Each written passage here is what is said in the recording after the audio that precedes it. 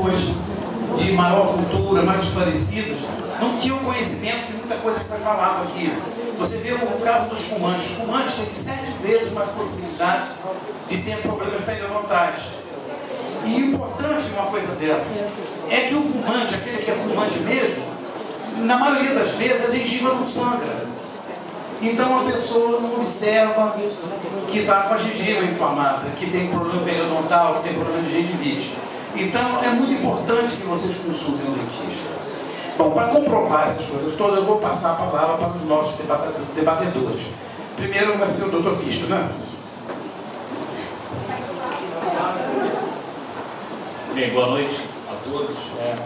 Agradecer o convite do Cristiano. Oi? Acho que não, acho que está melhor. É mais fácil para debater.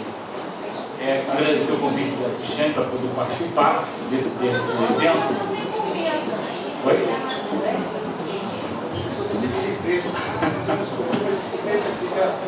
Então, muito bem. Na verdade, tudo que o Cristiano falou é extremamente importante, porque nós temos a periodontite, ela, como o Cristiano já falou, ela é uma doença inflamatória crônica. O grande ponto dela é esse, é ser uma doença inflamatória crônica de origem infecciosa, mas é uma inflamação crônica, que isso interfere em várias outras doenças que sejam inflamatórias crônicas. Tudo relacionado à aterosclerose.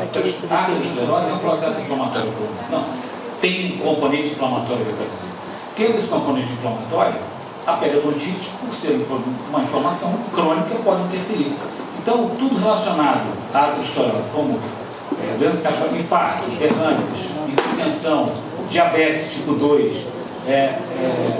doença renal crônica, tudo isso, a doença periodontal poderia interferir por ela aumentar, vamos dizer, a carga inflamatória desse paciente.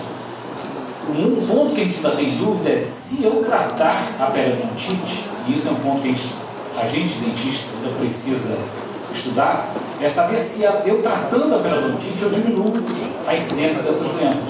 Ou seja, eu tratando a periodontite, eu vou diminuir o número de crianças que nascem com baixo peso. Eu tratando a periodontite, vou diminuir o risco da pessoa ter infarto.